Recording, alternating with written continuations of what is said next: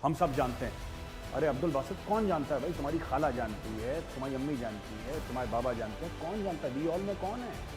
कौन है जो रेडी? इमरान खान ही तो है जो चाह रहा है यार कि मतलब तहरीक तालिबान पाकिस्तान को सेटल करो, हमारे भाई हैं, हमारा दिल धड़कता है, साढ़े मुसलमान भरा हैं। ये मैं लाहौर का रहने वाला हूँ और मैं लाहौरी चूरन को हाजिर नाजिर मानते आज से शहबाज शरीफ का नाम कालीन भैया, ये वो वाले मिर्जापुर वाले कालीन भैया नहीं है, ये दूसरे कालीन।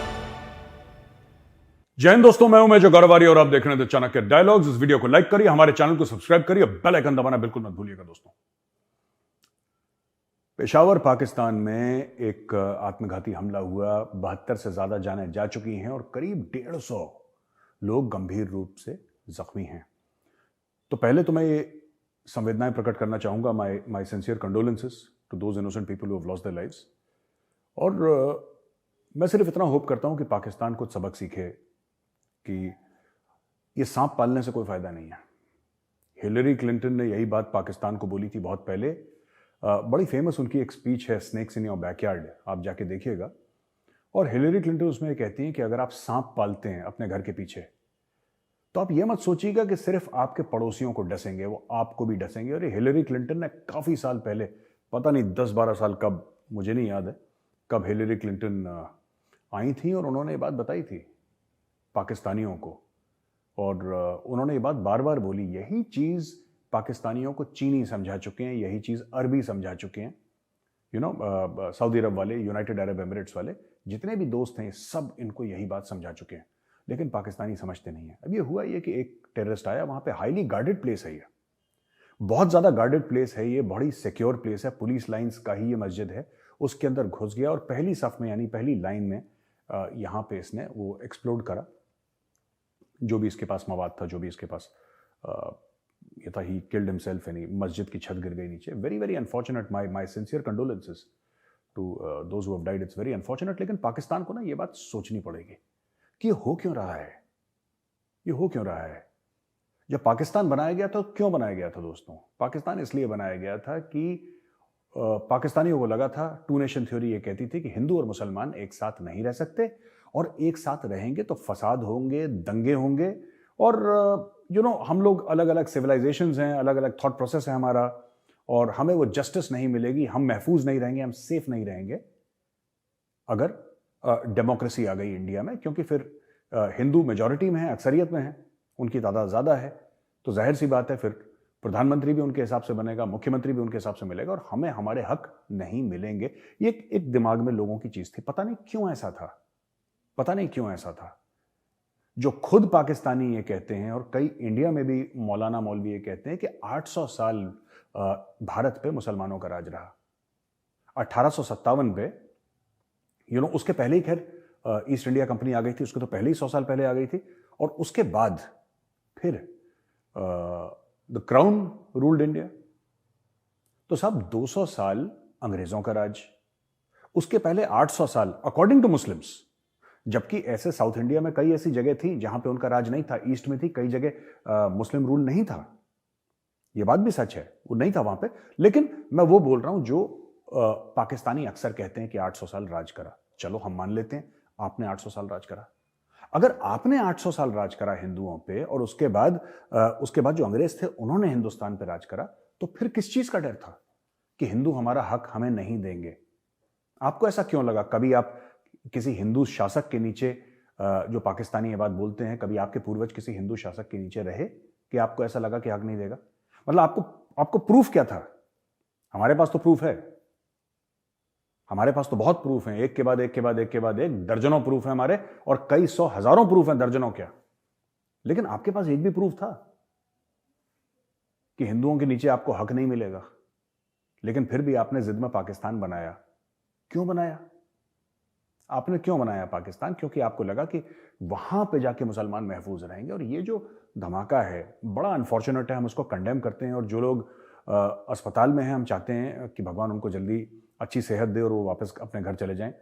और जिनकी जान चली गई, अब वो क्या कर सकते हैं? That's very very unfortunate, our condolences. But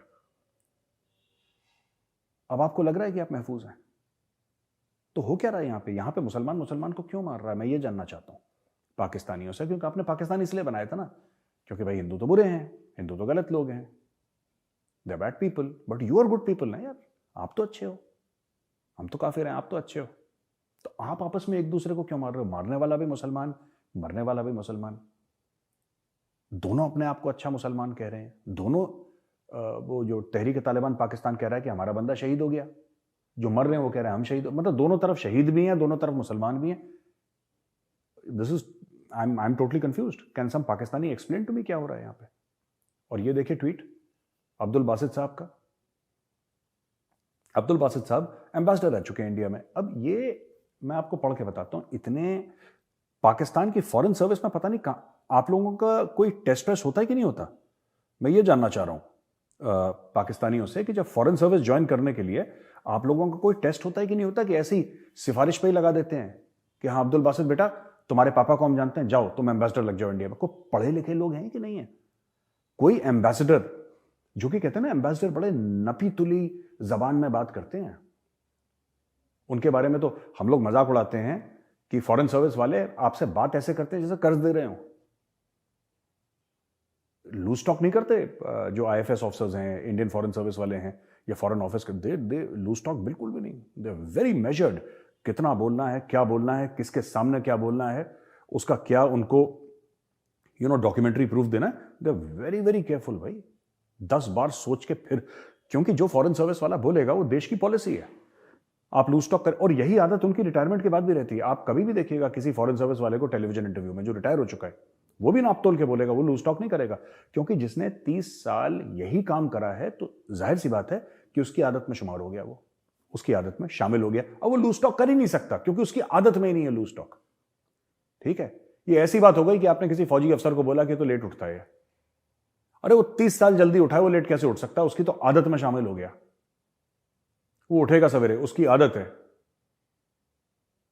He will get up in the morning, whatever time he sleeps at night, he will get up in the morning, उसको जो काम करना शुरू कर देगा वहां से, दौड़ना भागना, क्योंकि उसकी आदत में शुमार है। Similarly for the foreign service. अब ये देखिए अब्दुल बासित साहब अपने ट्वीट में क्या कहते हैं, we all know who is behind the suicide blast in Peshawar today, TTP continues to be funded by one of our neighbors. What happened to the dossier Pakistan had prepared on the Johar town blast? Johar town में जो blast हुआ था, कौन था जौहर town में?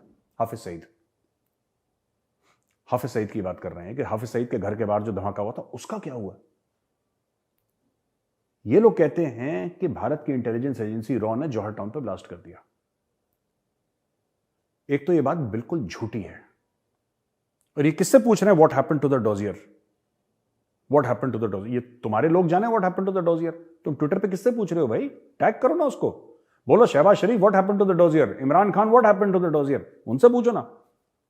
आप tag किसी को कर नहीं रहे, फालतू की उल्टी सीधी बातें कर रहे हो। अब देखो, continues to be funded by one of our neighbours. अब मैं इसमें इंडिया को क्यों लेकर आ रहा हूं? इसने तो इंडिया नहीं लिखा, मैं इंडिया को इसलिए लेकर आ रहा हूं कि उसने जौहर टाउन ब्लास्ट लिखा और वहां पे पाकिस्तान ने डायरेक्टली बोला है कि इंडिया ने करवाया हाफिज सईद को मारने के। अरे हाफिज सईद को तुम लोगों को मार देना चाहिए था बेवकूफ, तुम बाकियों का क्यों वेट कर रहे हो कि बाकी मारे? हम ये नहीं कह रहे कि हमने कुछ करा है, लेकिन this should have been done by you, उसको ठोक देते पहले, तुम क्यों वेट कर रहे हो? और ये देखो, वी ऑल नो, आप देखिए इतनी अकलमंद अब्दुल बासित हैं, ये अपने आप को एम्बेसडर लिखते हैं फॉरेन सर्विस। तभी मैं कहता हूं यहां पर वो मैन पावर है ही नहीं पाकिस्तान में, ह्यूमन रिसोर्स है ही नहीं। Have you ever heard an Indian ambassador talking like this? We all know, हम सब जानते हैं। अरे अब्दुल बासित कौन जानता है भाई? तुम्हारी खाला जानती है, तुम्हारी अम्मी जानती है, तुम्हारे बाबा जानते हैं, कौन जानता है? वी ऑल में कौन है? कौन है जो रेडी लगाता है वो जानता है, जिसकी दुकान है वो जानता है, कौन जानता है? We all know who is behind. तो ये इसीलिए तो इनके साथ बहस नहीं हो सकती पाकिस्तानियों के साथ। ये लाहौरी चूरन टाइप का मामला है बिल्कुल। You can't argue with them simply because their mind is of a different this thing all together. यार आप नहीं कर सकते उसको, यू कैनॉट, आप नहीं कर सकते। ठीक है, अच्छा, पाकिस्तानी प्राइम मिनिस्टर शहबाज शरीफ ने बोला है कि नेशनल एक्शन प्लान को हम फुल फोर्स में हम इंप्लीमेंट करेंगे। ये सब हवा में बातें करते हैं ये लोग, ये अपने लोगों को झूठ बोलते हैं। ठीक है भाई, इमरान खान ही जो था, जो चाह रहा था कि 5,000, हमने पिछले वीडियो में भी एक कवर करा था कभी, आई थिंक 2-3 हफ्ते पहले, इमरान खान ही तो है जो चाह रहा है यार कि मतलब तहरीक तालिबान पाकिस्तान को सेटल करो, हमारे भाई हैं, हमारा दिल धड़कता है, साढ़े मुसलमान भरा हैं। ये इमरान खान के डायलॉग हैं। फिर इमरान खान कहता है कि बाकी लोगों ने मुझे सपोर्ट नहीं करा, मुझे पैसे नहीं दिए, मैं तो चाह रहा था उनको सेटल कर देना।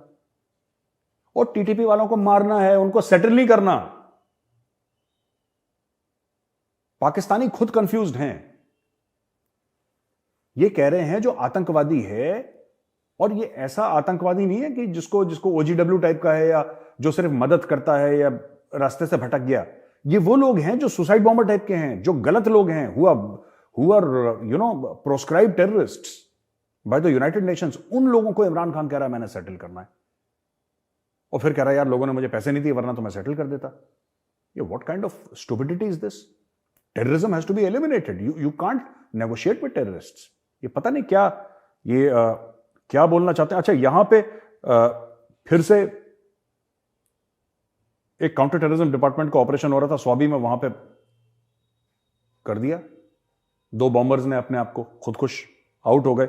और एक और खबर है, बलूचिस्तान की कची में भी एक और अटैक हुआ। तो रोज के रोज पाकिस्तान में ये हो रहा है, रोज के रोज। और every single day there is something happening in Pakistan. और मुझे लगता है कि पाकिस्तान को ना कहीं पाकिस्तान को यह बात सोचनी पड़ेगी कि you cannot differentiate between terrorist. Hafiz Saeed, Maulana Masood असर, सैयद सलाउद्दीन, ये अच्छे टेररिस्ट हैं क्योंकि ये भारत में खून बहाते हैं। तहरीक तालिबान पाकिस्तान, ये बुरे टेररिस्ट हैं क्योंकि ये पाकिस्तान में खून बहाते हैं। ये नहीं हो सकता। और जब तक पाकिस्तान के अंदर से ये कश्मीर बनेगा पाकिस्तान, कश्मीरियों से नाता क्या, ला इलाहा इल्लल्लाह, जब तक ये झूठ, ये फरेब, ये 420, ये धांधली, ये मक्कारी, ये फ्रॉड इनके खून से नहीं निकलता, तब तक they will keep on suffering. I am telling you, take it from me, they will keep on suffering. ये सफर करते रहेंगे। इनको बहुत बुरा इनके साथ हो रहा है because they are in two, ये 2 नावों में पैर रख के चल रहे हैं। They are sailing in 2 boats. Terrorism के खिलाफ इनको बोलना चाहिए कि जो कश्मीर में हो रहा है वो भी दहशतगर्द हैं। जब तक पाकिस्तान ये नहीं बोलेगा ये सब होता रहेगा, क्योंकि इनमें कंफ्यूजन है। इनके यहां क्यों प्रॉब्लम हो रही है? Because there is confusion. जब आपका प्रधानमंत्री पार्लियामेंट में खड़ा होकर यह बोल सकता है कि ओसामा बिन लादेन शहीद है, जब आपका प्रेसिडेंट और आर्मी चीफ परवेज मुशर्रफ एक इंटरव्यू में यह बोल सकता है कि सब जो ओसामा बिन लादेन है हमारी कौम का हीरो है, लश्कर तैयबा वाले हमारे कौम के हीरो हैं। और भाई जब तुम्हारे हीरो ऐसे हैं तो फिर कौन सा काउंटर टेररिज्म डिपार्टमेंट सीटीडी जो तुमने बनाया, ये क्यों बनाया? वो तो तुम्हारे हीरो हैं। तुम अपने हीरो के खिलाफ ऑपरेशन क्यों कर रहे हो? क्योंकि ओसामा बिन लादेन ने अमेरिकियों को मारा, इसलिए इनका हीरो है। तो देखिए, बात यह है कि अमेरिका से पैसा भी लो, खूब अमेरिका से पैसा लो, लेकिन ओसामा बिन लादेन की घर में फोटो भी लगाओ कि यार ये हमारा हीरो है। देखो, ये माइंडसेट यार पाकिस्तान, ये लाहौरी ही समझ सकते हैं माइंडसेट, और किसी का माइंडसेट, ये लाहौरियों का माइंडसेट ही हो सकता है कि जिससे तुम पैसे ले रहे हो, जिसकी खैरात पे इतने साल पले हो, उसी को गाली दो और उसी को मारने वाले को बोलो कि हमारी कौम का हीरो है। This logic, I mean, it totally escapes me. मुझे तो नहीं समझ में आता कि कोई भी ऐसा कर सकता है। अच्छा, बिलावल भुट्टो पहुंच गए हैं सब रशिया, और इन्होंने बोला है कि डिप्लोमेटिक रेजोल्यूशन होना चाहिए यूक्रेन वॉर का। ये मिले रशिया में सर्गी लेवरोव से। सर्जी लेवरोव जो फॉरेन मिनिस्टर हैं, उनके साथ ये बिलावल कहता है, we have a firm believe that all conflict can be resolve peacefully and there are no obstacles which diplomacy can not surmount. Ukraine conflict is no exception. Developing countries like Pakistan are facing negative consequences in the conflict in terms of economic impact. अच्छा, basically क्या है कि diplomacy जो है वो हर चीज का तोड़ है. डिप्लोमेसी फेल नहीं हो सकती. दुनिया में कोई भी ऐसी प्रॉब्लम नहीं है जो डिप्लोमेसी सॉल्व नहीं कर सकती. और यूक्रेन और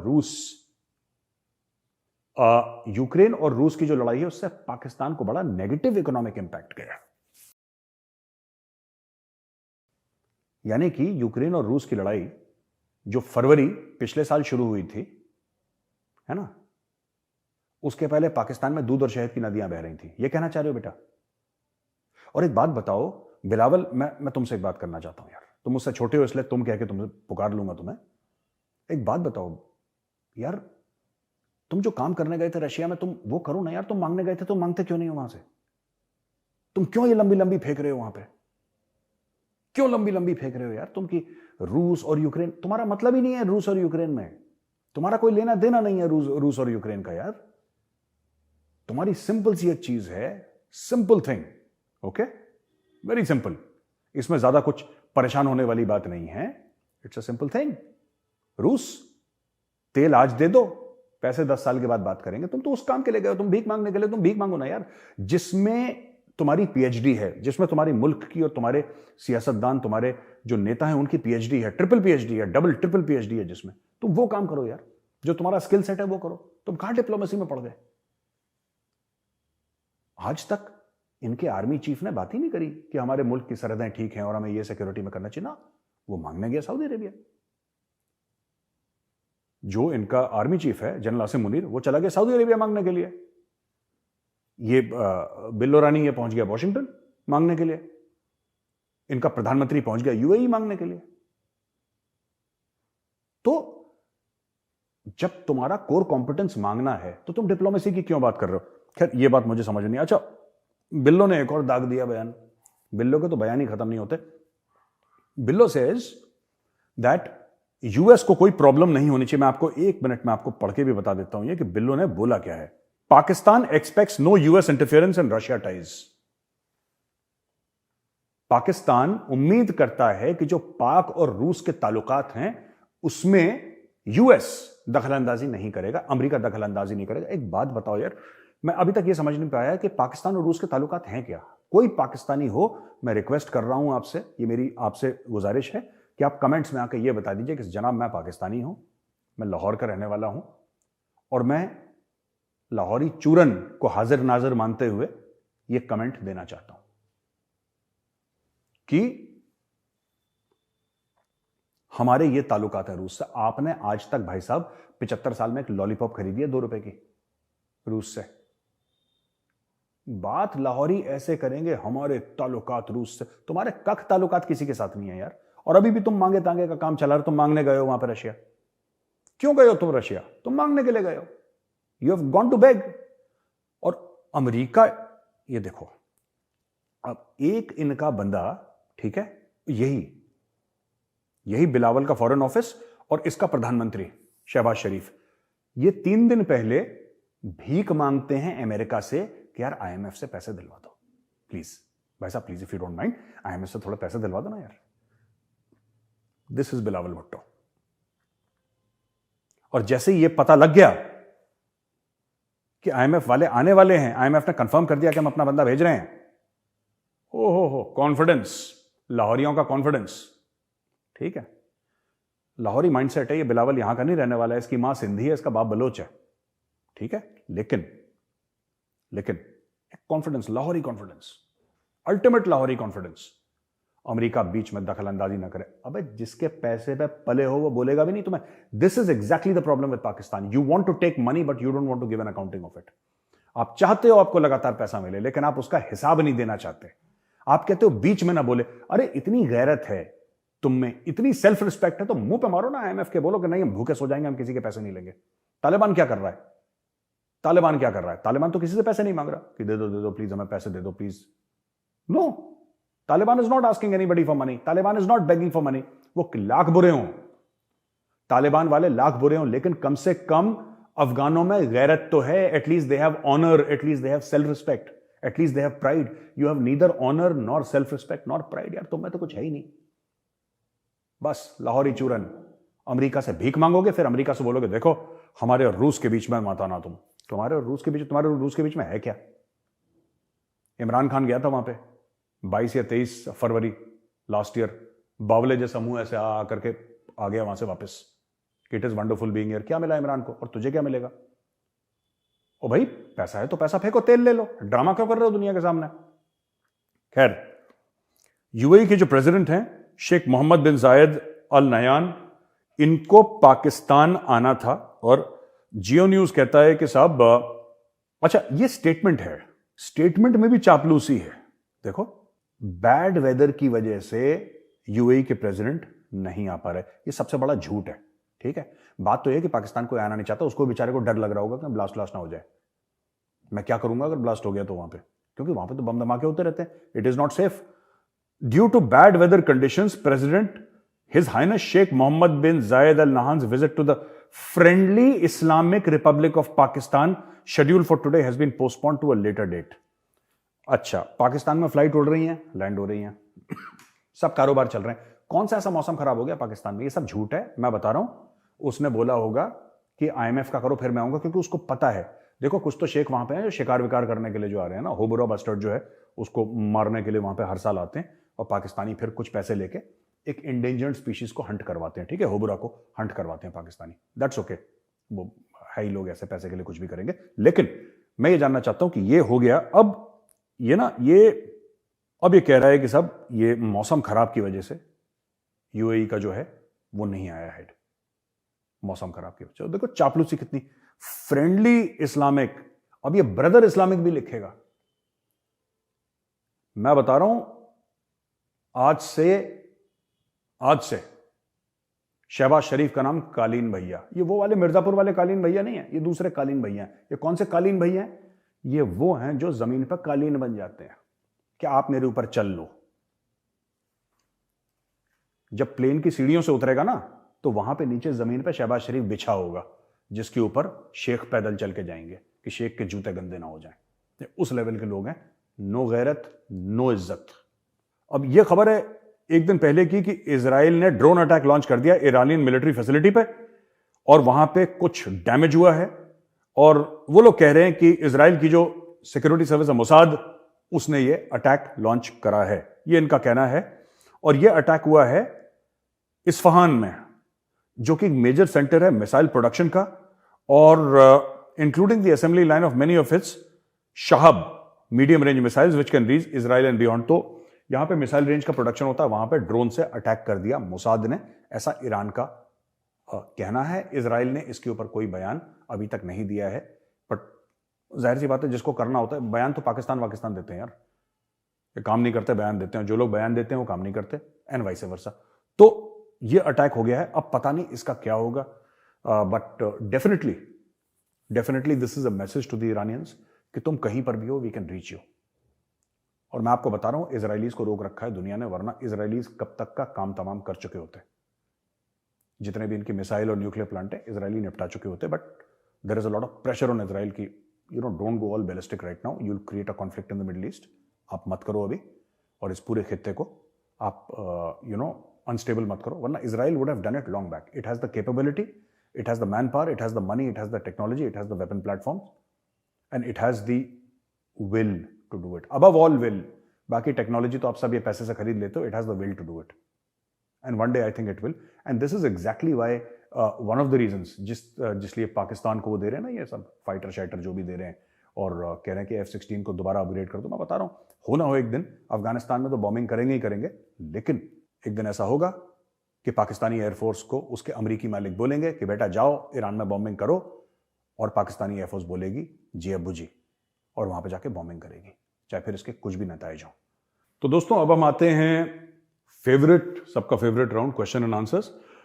इतने क्वेश्चंस मुझे नहीं मिल पाए, तो कुछ कमेंट्स हैं, मैं उनके ऊपर भी अपने कमेंट्स दूंगा, कमेंट्स पे कमेंट्स, तारीख पे तारीख, जैसे सनी देओल पाजी ने बोला था।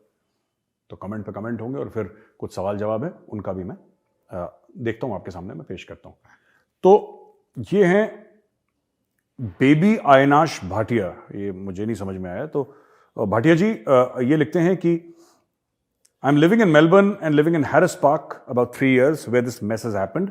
ये बात कर रहे हैं जो खालिस्तानियों से, जो कल का वीडियो था ना, उसके बारे में I think is talking about. I know these things are happening here, specifically in the Gurudwaras. I would like you to request you to please increase pressure to the Indian government to recognize these elements and cancel these people OCI and residency so they can never go to India. I think this is a very good idea. Aynash Bhatia ji, देखिए ऐसा है कि पहली चीज तो मैं इस चीज को बहुत कंडेम करता हूं कि गुरुद्वारा साहब जैसी पवित्र जगह का ये लोग गलत इस्तेमाल कर रहे हैं। They should not do it. आपको जो भी नेतागिरी करनी है, जो भी पॉलिटिक्स करनी है, गुरुद्वारा साहब देखिए वो भगवान का घर है, ठीक है। वहाँ पे सिख धर्म के गुरु, और वो हमारे भी गुरु हैं, सिर्फ सिख धर्म के नहीं है। वहाँ पे गुरु नानक देव जी से लेकर Guru Gobind Singh ji, the first and the last, the 10th Sikh Guru, सबकी वहाँ पे फोटोज हैं। उनकी जो फिलॉसफी है, जो सेवा भाव है सिख धर्म में, वो उस आस्था का प्रतीक है। वहाँ पे जाके ऐसी खालिस्तान की गंदी नेतागिरी करना, दिस इज नॉट ओके यार, ये आपको डिसिस्ट करना चाहिए। और दूसरी चीज़, मैं गवर्नमेंट ऑफ इंडिया से मैं बिल्कुल अग्री करता हूँ भाटिया जी आपसे, कि गवर्नमेंट ऑफ इंडिया को ऐसा बोलना चाहिए कि if they have any you know जो इंडियन ओरिजिन के जो कार्ड्स बनते हैं लोगों के, और I don't know the technical parameters for that कि कैसे बनते हैं, क्या होता है, लेकिन you know these people should be banned from entering India. इनका आप एंट्री पे बैन लगाइए हर एक बंदे का, और खासतौर से वो भी कुछ हैं हमारे कश्मीर के जो टर्की में रहते हैं, बड़ा जहर घोलते हैं। They should simply be stop from entering India, cut them of from India. इनकी जड़ें यहीं पे है ना, आप जड़ काट दो, ठीक है। अगर आप जड़ काट दोगे ना, तो मैं बता रहा हूं पेड़ को काटने की जरूरत नहीं पड़ती, वो जड़ खत्म हो जाती है, पेड़ अपने आप गिर जाता है। I think it's a very good solution which is being offered. ये जितने भी हैं खालिस्तानी, सबको बोलो कि आप हिंदुस्तान नहीं घुस सकते, आप पंजाब नहीं आ सकते। ज्यादा पंजाब का दिल में, पाकिस्तान जाओ, go to Pakistani Punjab. Indian Punjab it's a very very beautiful land. बड़े खूबसूरत लोग हैं, बड़ी खूबसूरत जगह है, बड़े अच्छे लोग हैं। प्लीज वहां पे don't spread pollution, be out of India, no need to come to India. ठीक है जी। दूसरा है शशिकांत जी हैं। शशिकांत कहते हैं, hello major sir, loads of love and respect. नमस्कार शशि जी।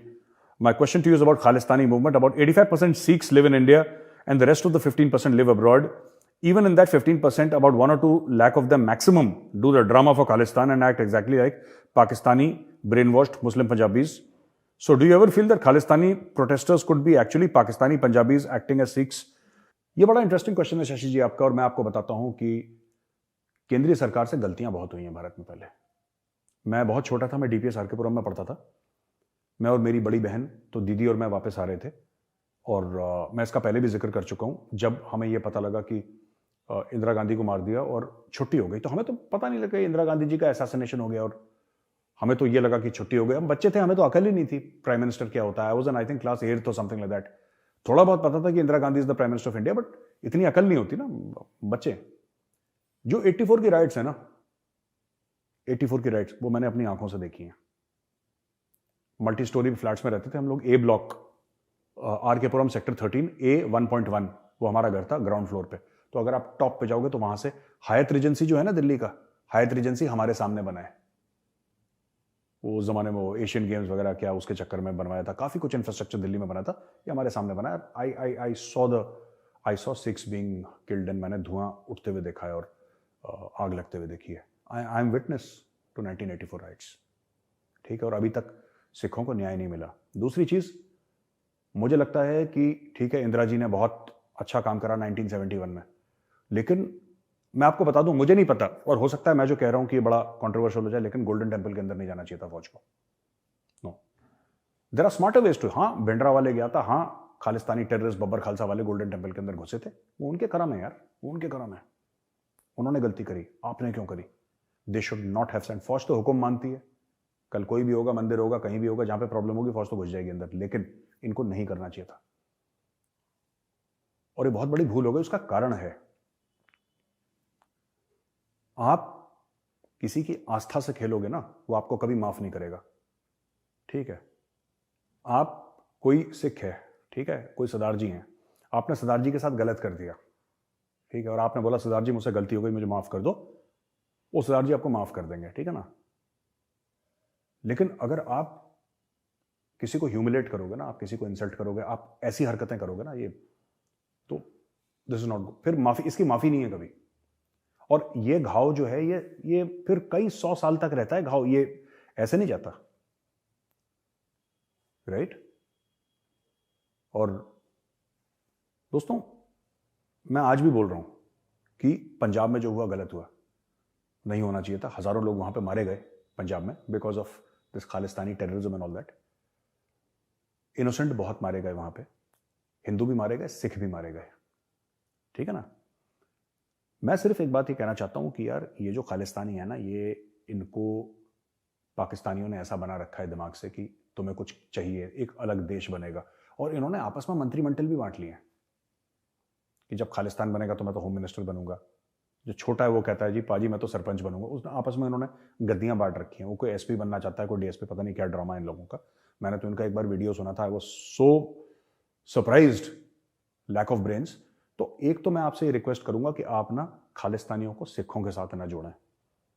काफी हिंदू भाई ये बहुत बड़ी गलती करते हैं। इनका खालिस्तानियों का सिख धर्म से कोई लेना देना नहीं है। ये सिख धर्म के नाम पर एक बहुत बड़ा फ्रॉड है खालिस्तान, ठीक है। सिख धर्म को अलग रखिए इससे, और जो हमारे सिख भाई बहन हैं उनको अलग रखिए। इनका कोई लेना देना नहीं है खालिस्तानी। ये खालिस्तानी जो है ना, दे आर वर्मेन, ठीक है।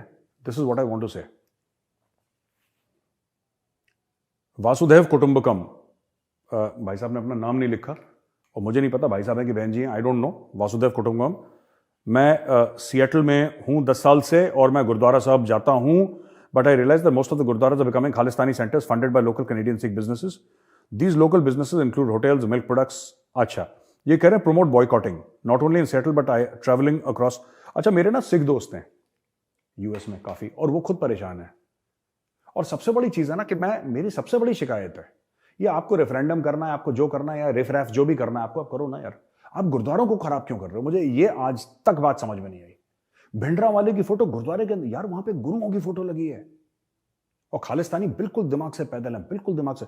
वहां पे मुझे एक बड़े सीनियर आर्मी ऑफिसर ने बताया, who is himself a Sikh, I don't wish to take his name, he told me that London के गुरुद्वारे में वहां पे दे हैव पुट भिंडरा वाले फोटो। यार मतलब दिस इज अनइमेजिनेबल, मतलब मैं तो सोच ही नहीं सकता यार कि how can you somebody do this. और ये जितने भी खालिस्तानी इनके बिजनेसेस हैं, आई वुड रिक्वेस्ट हमारे जो सिख भाई बहन है जो बाहर रह रहे हैं और जो बाकी कोई भी इंडियन है, please boycott this businesses, please boycott this businesses. और मैं आपसे एक बोलूंगा कि आप लोग एक मोबाइल फोन ऐप बनाइए, ठीक है। आप लोग मोबाइल फोन ऐप बनाइए और जो वहां पे हैं यूएस में, आप आइडेंटिफाई करिए, ठीक है, कौन कौन से बिजनेसेस हैं वहां पे जो खालिस्तानियों के हैं, उनको आइडेंटिफाई करिए, मोबाइल फोन ऐप में डालिए और सबको फैला दीजिए ये मोबाइल फोन ऐप। जब भी आप खरीदारी करने जाएं, 1-2 बार बंदा हफ्ते में जाता है market, if you know that this is a Khalistani establishment, don't go there, but they have to be identified first. इनका आइडेंटिफिकेशन कैसे होगा? मोबाइल फोन ऐप से होगा। Somebody should take the responsibility, mobile phone app बनाइए और mobile phone app बना के just boycott it. उनके होटल में नहीं रहना, उनकी डेयरी के प्रोडक्ट्स नहीं खरीदने, उनके 7-Eleven के अंदर नहीं जाना, just economic boycott of everything Khalistani, everything Khalistani. अगर आप इंडियन हैं तो आप सो कॉल्ड खालिस्तानियों के पास कभी नहीं जाएंगे, जस्ट बॉयकॉट इट। और जो हमारे गुरुद्वारे हैं दुनिया में कहीं पर भी हों, ठीक है, वो भगवान का घर है, वहां पे खालिस्तानी इज नो प्लेस। इनको वहां से भी निकालने का प्रोग्राम बनाया जाए। I will speak to a few people, let's see how it goes, but I will try my best. अच्छा, ये आखिरी है सवाल कंचन कुमार महतो का। कंचन जी, बहुत बहुत धन्यवाद आपका। ये कहते हैं कि it's been 75+ years for both countries since independence, for India as well as for Pakistan, but why they always become a fool by anti India sentiment by the minister? Is Pakistan some intelligent people too? Why do not come forward unitedly to ask question to the government since it is not the first time this is happening to them? ये कह रहे हैं कि ये जो पाकिस्तानी हैं 75 साल उनको, भारत को तो हजारों साल से भारत था, लेकिन पाकिस्तान, हमें आज़ादी मिली 75 साल, पाकिस्तान को बने हुए 75 साल, लेकिन फिर भी ये एंटी इंडिया सेंटिमेंट और इतना जहर क्यों है? वहां पे भी एजुकेटेड लोग हैं। देखिए, ये एंटी इंडिया सेंटिमेंट जो है, इससे पैसे आते हैं। आप पहले समझिए, कोई भी चीज जो होती है ना, अगर लगातार हो रही है तो उससे पैसे आ रहे हैं, इनको पैसे मिलते हैं, इनको फंडिंग मिलती है। फंडिंग कहां से आती है? ये फंडिंग कहां से आएगी? अगर आप एंटी इंडिया सेंटिमेंट बनाएंगे और एक पाकिस्तान जो एक न्यूक्लियर कंट्री है, आप उसको इंडिया के सामने खड़ा कर देंगे और वहां पे दहशतगर्द यहां पे आएंगे, टेररिज्म होगा, सबसे बड़ा फायदा किसका? चाइना का फायदा है। चाइना अपने हाथ गंदे नहीं करता, चाइना तो नौकरों को इस्तेमाल करता है। इसके दो ही तो नौकर हैं चाइना के, एक नॉर्थ कोरिया, एक पाकिस्तान। एक नॉर्थ कोरिया, एक पाकिस्तान, उनको इस्तेमाल करता, जा बेटा काट ले उसको, जा इधर काट ले, उधर काट ले। सो और अपने लोगों को बेवकूफ बनाना है, क्योंकि पाकिस्तान की अपनी कोई आइडेंटिटी नहीं है। कौन है Pakistani? Pakistan is not even a name, it's an acronym. ये कहां से पैदा हो गए पाकिस्तानी? क्या है? आधे लोग कहते हैं हम अरब से आए हैं, कुछ कहते हैं हम सेंट्रल एशिया से आए हैं, कुछ कहते हैं हम मुगल हैं, कुछ कहते हैं हम कुरैश हैं, कुछ फलाना ढिमका। कोई अपने आप को पाकिस्तानी बोलता नहीं है। कहने की बात यह है कि ये it's a huge business and it is become a matter of their identity. ये लोग ठीक नहीं होने वाले, अगर आप सोचते हैं। और जो इंटेलिजेंट लोग हैं वो बोलते हैं, बट उनकी सुनवाई बहुत कम है। परवेज हुदबॉय जैसे बड़े इंटेलेक्चुअल लोग हैं पाकिस्तान में, लेकिन परवेज हुदबॉय की इतनी सुनवाई नहीं है।